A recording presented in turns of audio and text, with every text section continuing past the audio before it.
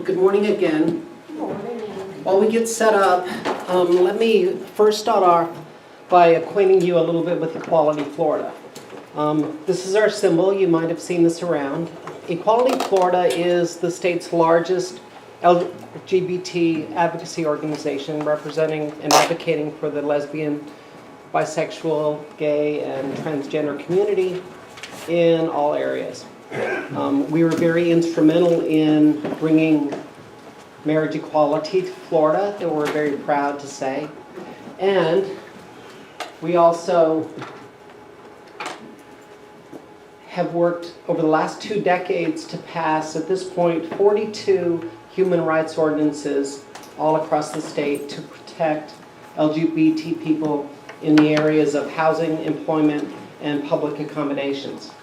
And when I say public accommodations, that also refers to bathrooms.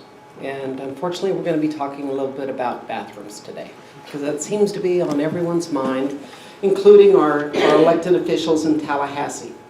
But what I wanted to do with you today is acquaint you a little bit with the transgender journey, because, you know, the transgender movement is absolutely on the move. It's emerging, it's visible, you're seeing it on TV, you're seeing TV shows winning Emmys, you're seeing Caitlyn Jenner, Janet Mock, Laverne Cox, Orange is the New Black, and of course Gina Duncan is running around Florida advocating for the transgender community, and I am seeing that more and more people are feeling safe to be out and be their true and authentic selves.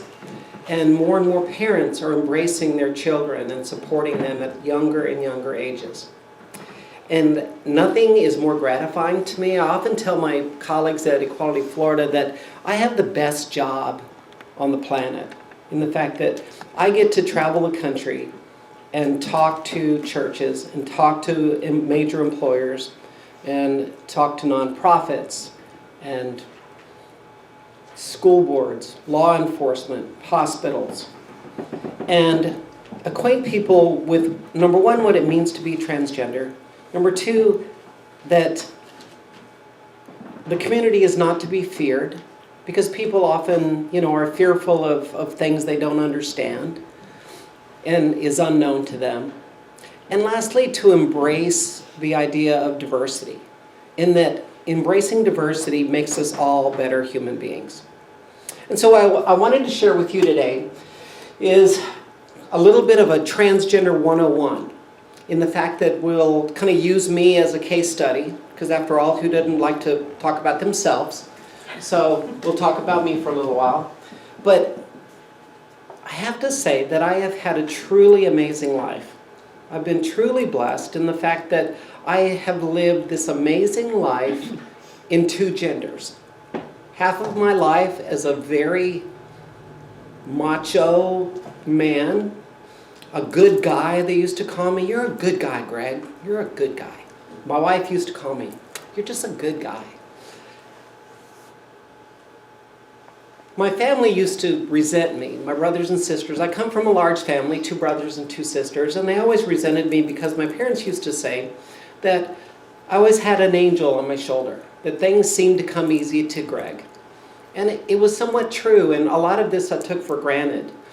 But as you can see, from the smallest things to some big things in my life, things did come easy for me. And I had a very magical male existence.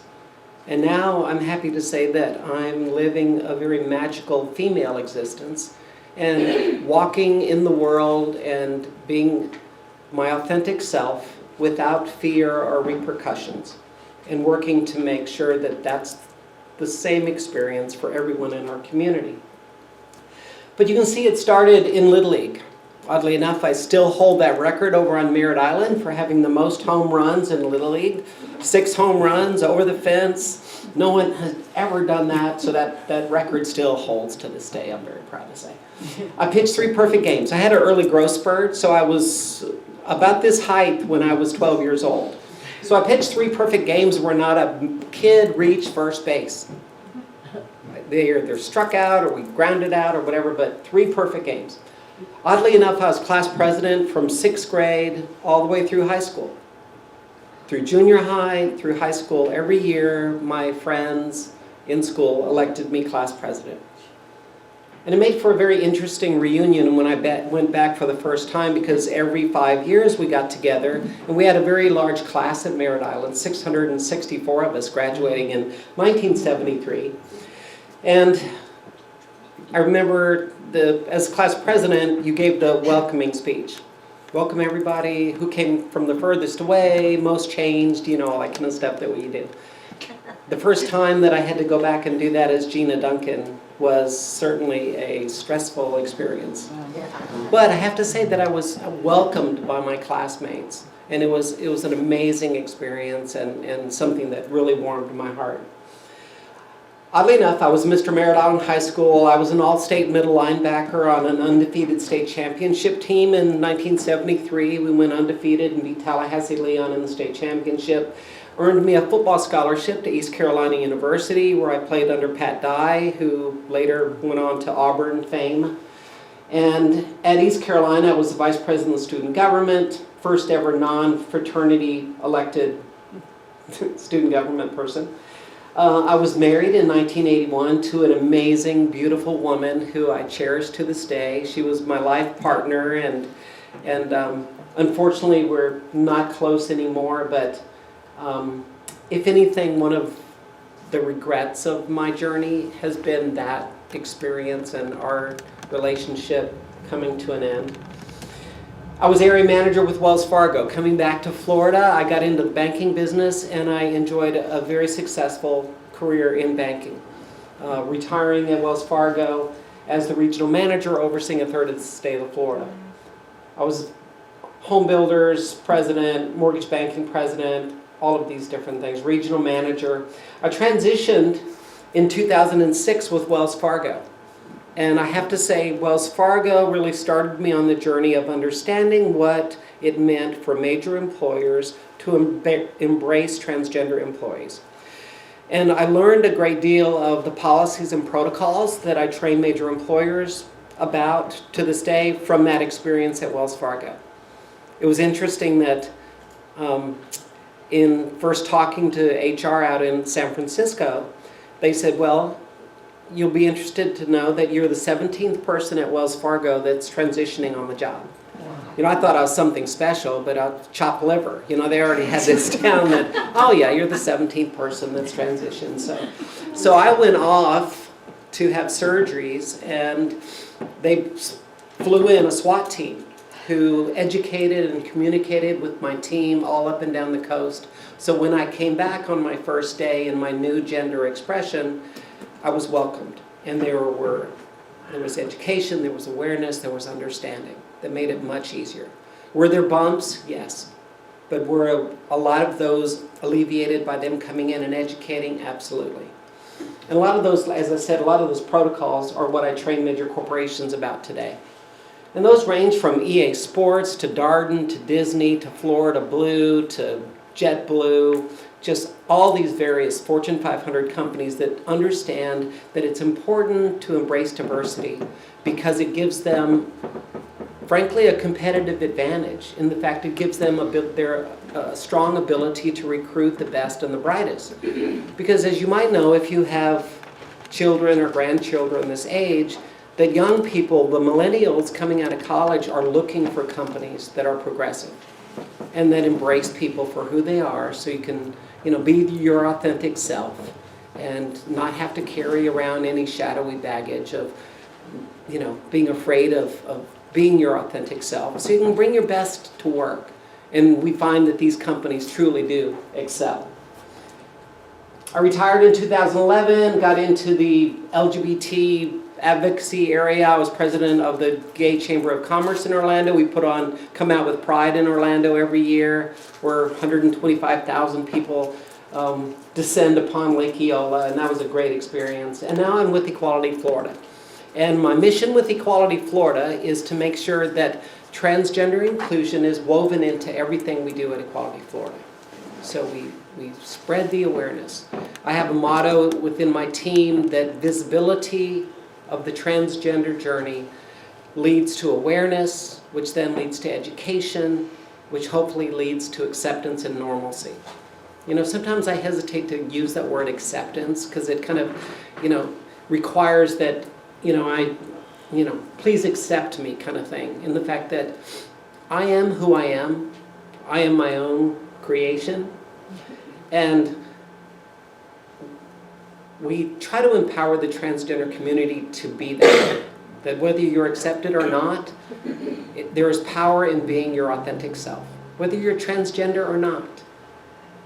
We can only be our best selves if we are authentic.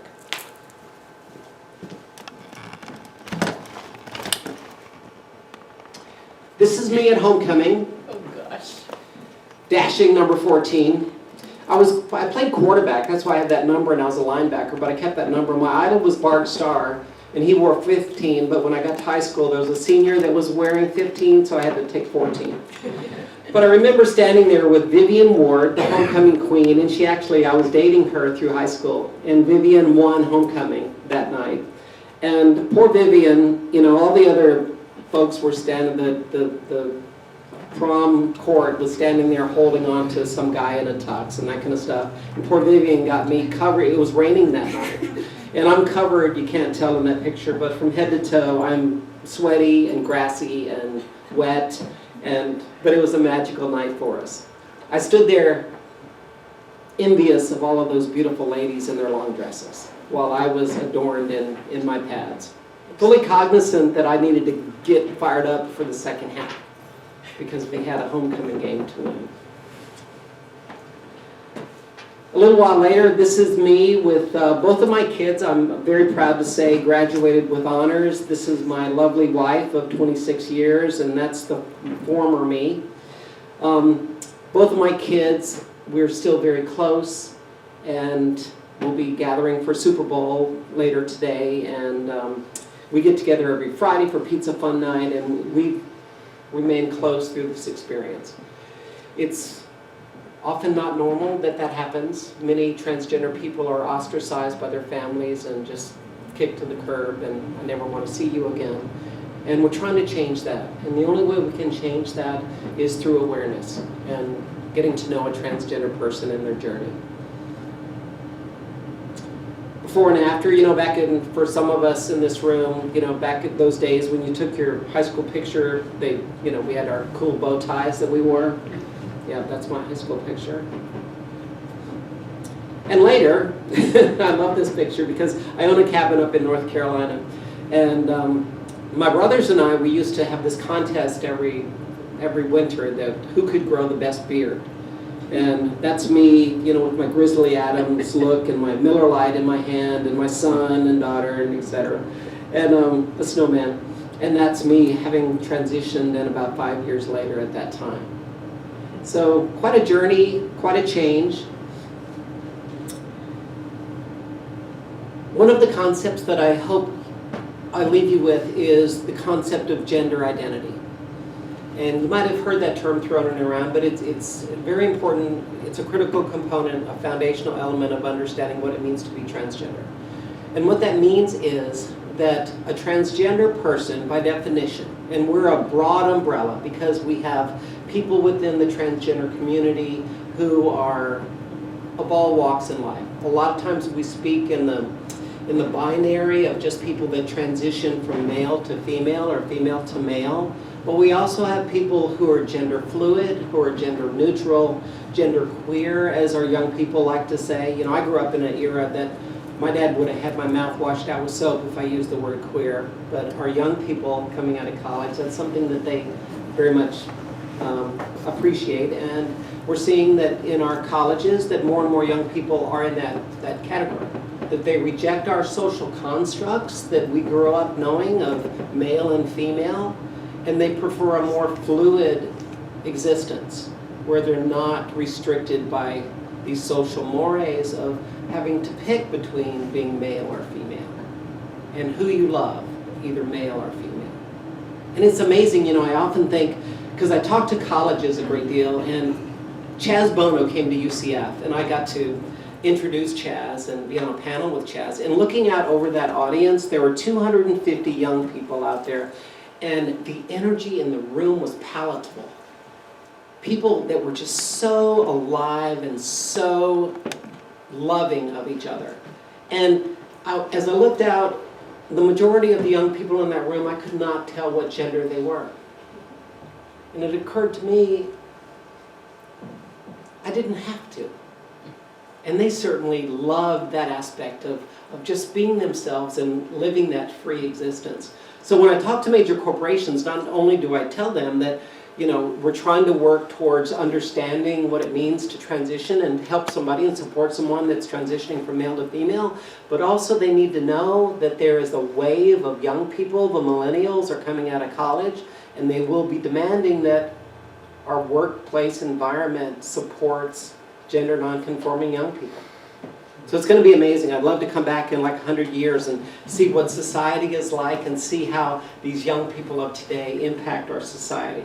But gender identity is your deeply held belief of who you are and how you identify in terms of your gender. So a little exercise, I would ask everybody to clear your minds, pause, and this will take a little thinking, but dig down deep and try to remember the day that you decided what your gender was. Okay, everybody think a minute. Remember that day? For most of us, you go, no, I don't remember that day. I've always been who I am. Well, you know what? Me too. Except for transgender people, my female gender was born in a male body. And how transgender people deal with that is the challenge and is the journey.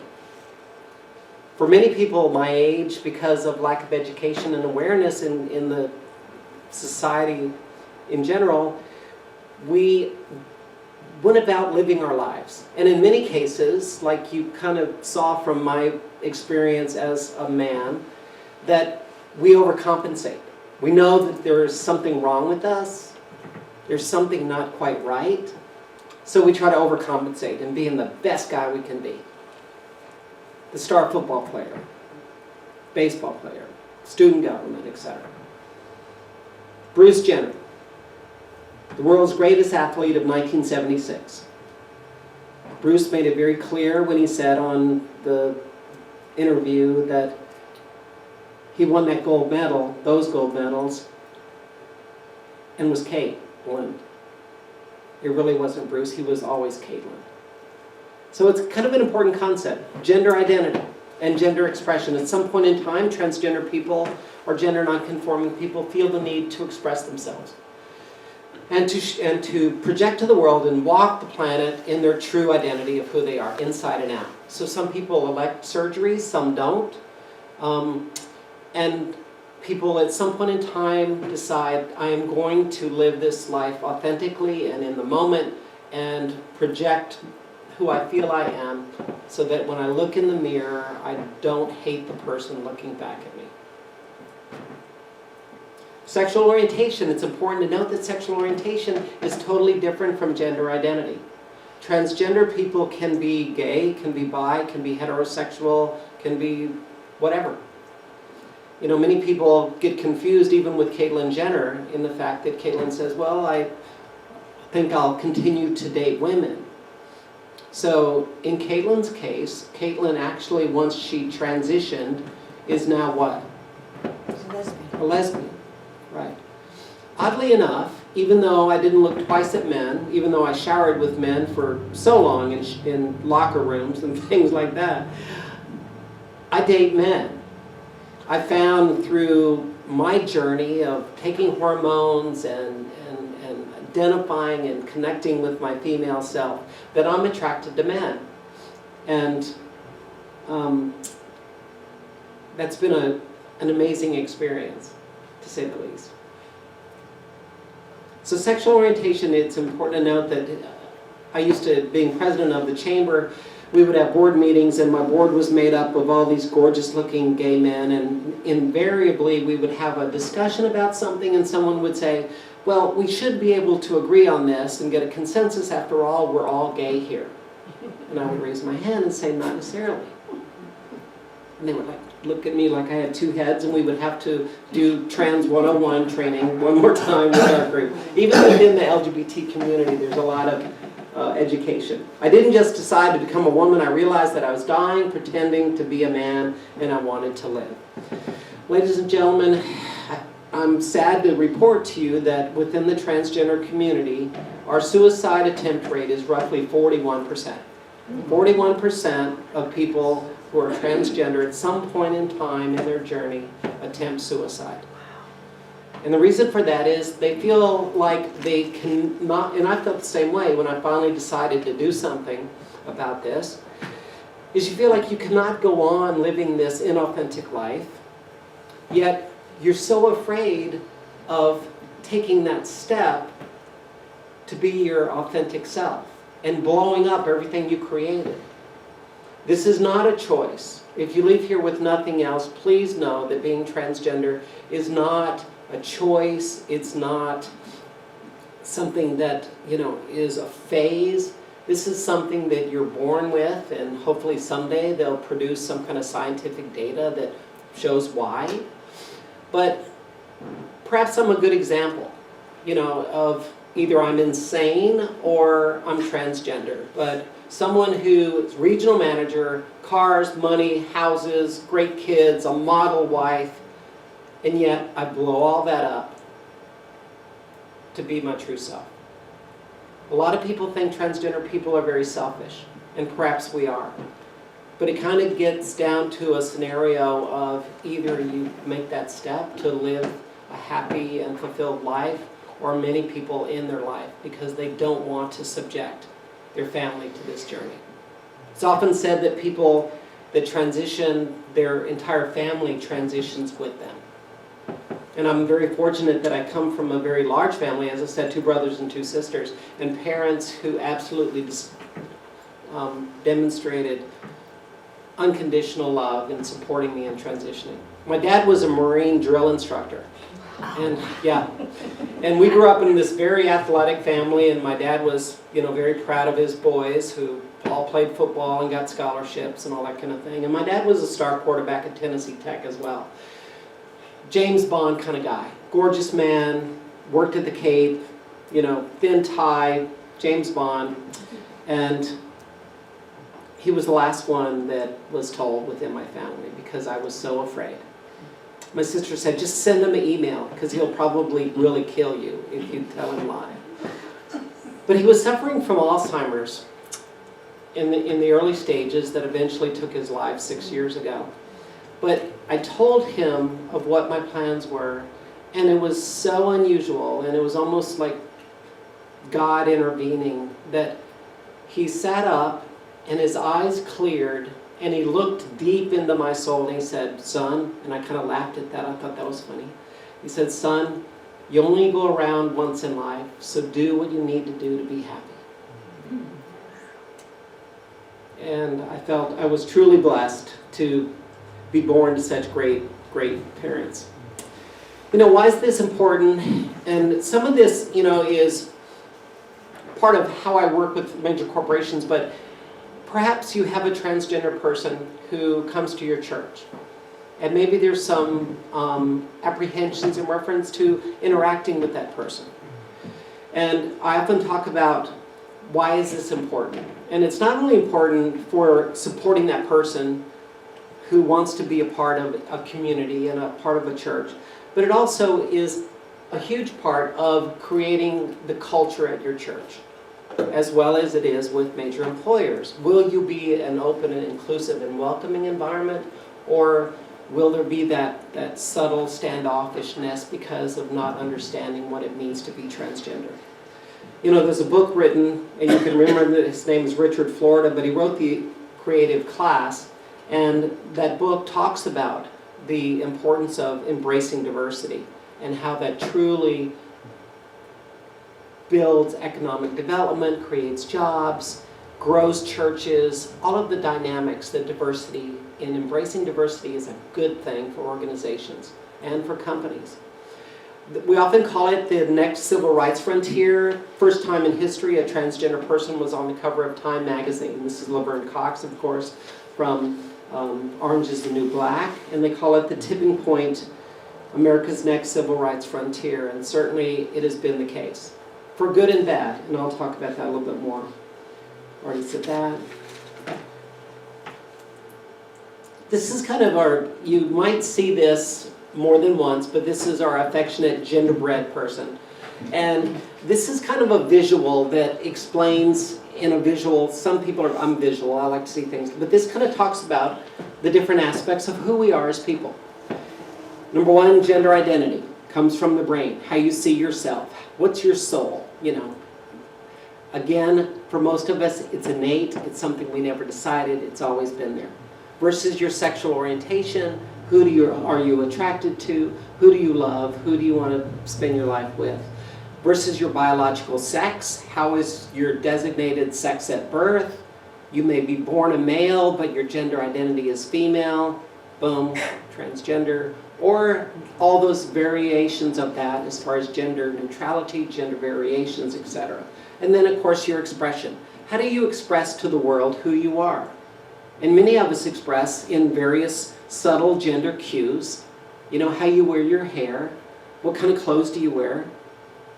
Some people dress, you know, maybe feminine in gender identity, but may present to the world in perhaps a more masculine presentation. So there's all kinds of different variations of that. But it's important to understand and know these kind of different elements in reference to who we are and what makes up our composition. Again, transgender is the umbrella term that describes all that, and all of these different categories fall under the transgender umbrella. We often talk about transgender people in these terms, and terminology is sometimes very important. It's not transgendered with the ED. It's transgender, and it's usually transgender men or transgender women. I am a transgender woman. Some people say transgendered, that's the same as saying gay. You're gay, you're lesbian. It's not a verb. It's transgender. And often used, as I said, transgender man or transgender woman. Trans is also a term that is certainly acceptable. Trans is accepted within the community, and it's something that's easy to use. But again, transgendered, transgenders, the transgenders, that's like saying the gays. Well, the gays want this, that kind of thing. So it's kind of a negative connotation. Transgenderism or transvestite are words that often aren't favorable as well. Oddly enough, transsexual is used a great deal in foreign countries. So transsexual is certainly something that's common. Again, many people live outside the gender binary and are gender fluid, gender queer. And again, it's an amazing dynamic that we'll see as we go forward. Let's talk a little bit about what does it mean to transition. Okay, transitioning is when someone decides to take that step to live full-time in some kind of alignment with their gender identity. And this graph somewhat shows kind of the steps in getting there. And oftentimes it's interesting that many of us, especially that transition in middle age, have very similar journeys. And oftentimes young people who transition at younger ages also have similar paths as they proceed. Everyone does things perhaps at different time frames, but it's a situation where often the progression is very similar. And it really starts with self-discovery, you know, confusion, stress, not knowing, you know, what is this? Why am I different? Experimenting. I know I would sneak into the bathroom and sneak my mom's clothes and throw on, you know, a dress or something and pray that one of my brothers and sisters wouldn't pound on the door to ask me to come out and play football. So you go through a lot of that kind of experimentation and trying to figure out what's wrong with you. And at some point in time, and fortunately thankful to social media and a much more aware society versus back in the 60s and 70s when I was dealing with this, that people know more about what it means to be transgender. And there certainly are more enlightened parents who are supporting their young people in transitioning at an early age. The usual first step is hormones. People take hormones, either estrogen or testosterone, to align their bodies and start the progress of aligning with your gender identity. Changing grooming. You know, most people, we go through adolescence and we kind of peg what's going to be our look? What's going to be how we present to the world? Are we going to be goth? Are we going to be preppy? Are we going to be traditional? What's our look? For transgender people, you decide that when you're 50 or 40. And you go through the second adolescence, which is quite bizarre, actually. You go through this very euphoric kind of scenario. I remember my kids at one point saying, Mom, you might want to dial it in a little bit, because I was going out every night, I was meeting new people, I was enjoying the freedom of being my authentic self. And it was an amazing experience, but it does very much feel like going through a second adolescence. A lot of public experimentation happens during this time. I remember the first time, my wife would be out of town and I would dress up and I would sneak in my car, and I always remember the fear of hitting that garage door, because we all know our neighbors by their cars, right? You kind of know what people drive, and I would always fear that I would pull out of my driveway in my subdivision and someone would see a female driving my car. And I remember the first time that I stopped finally at a gas station and I said, today, this night, I'm actually going to breathe air as a woman. So I stepped out of my car and I pumped gas. And I breathed. And I felt for the first time that I could breathe. And I got back in my car and I thought, well, that was a non-event. I don't know what I expected, but I was relieved and buoyed by the fact that perhaps I can do this. And that's what real life experience is for transgender people in building up to the point when they transition. And at some point they disclose to their family and friends, their employer, and this is where we get into training employers in reference to how to deal with this. And then of course their first day in transition. There's all kinds of things that are involved in transition that some people don't think about. And that's why I always point out that this isn't a whim, this is a very elaborate process that involves not only your physical appearance, but also a great deal of administrative and life changes, which include changing all your documents and records. I had to go before a judge and presenting as Gina, the judge up there very surly said, "So Mr. Pinkston, can you tell the court why you want to change your name?" And I'm sitting there like this. And of course all the guys in the back, kind of snicker at that, and so you get to kind of go through that kind of experience. Your name change, new style of dress and mannerisms, again, hormone replacement therapy. I underwent a grueling 11 and a half hours of facial feminization surgery, which they did everything. Oddly enough, I went to the same doctor who did Caitlyn Jenner, which is kind of fun. But subtle things that you wouldn't, and a lot of this stuff I kind of learned as I went along, cues that make you appear female versus male. Such as, men have this ridge above their eyebrows. So, cut my forehead from here to here, pulled it down, and went in and shaved above my eyebrows to flatten my forehead. Put in a mesh plate on my forehead and then pasted it back together with clamps. Nose job, I have plates in my jaws and chin, tracheal shave. Rhinoplasty. Went back for another rhinoplasty to try to get this nose somewhat smaller. But people go through that kind of ordeal. Breast augmentation, and then of course gender reassignment surgery. Some people like to do that as well. And I was fortunate to have all the resources to be able to go through that. Electrolysis. We go through electrolysis to remove facial hair, which is a horribly painful experience. Transgender men go through a process of sometimes top surgery, it's called, where breasts are removed, mastectomies are conducted, as well as hysterectomies, to align their bodies to their new male presentation as well.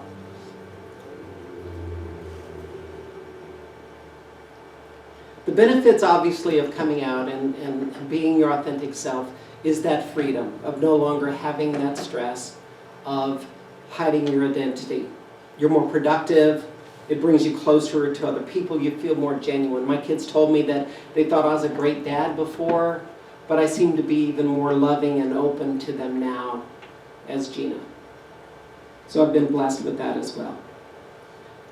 Unfortunately, there's a great deal of discrimination involved in our community right now, especially around bathrooms and around public policy, and a great deal of work I do is around public policy and changing laws. We were in Palm Bay this past week trying to pass a human rights ordinance that failed, and it failed because of misinformation and hate speech that the city council over there embraced instead of rejecting. I'll be in Tallahassee tomorrow speaking before the subcommittee that is considering for the first time a statewide non-discrimination bill so that no one can be discriminated in our state due to being LGBT in the areas of employment, housing, or public accommodations. We won't really talk about the protocols. This is kind of what we do in talking to major corporations, but it's important perhaps as a clergy, as a congregation, to know these kind of basic things. Is number one, lay the environment for someone to feel safe to come to your church and be themselves. You know, it should be something that's verbalized, that's palatable, that everyone embraces, that, by golly, we're a congregation that believes that all people are welcome. Transgender, LGBT, the whole rainbow.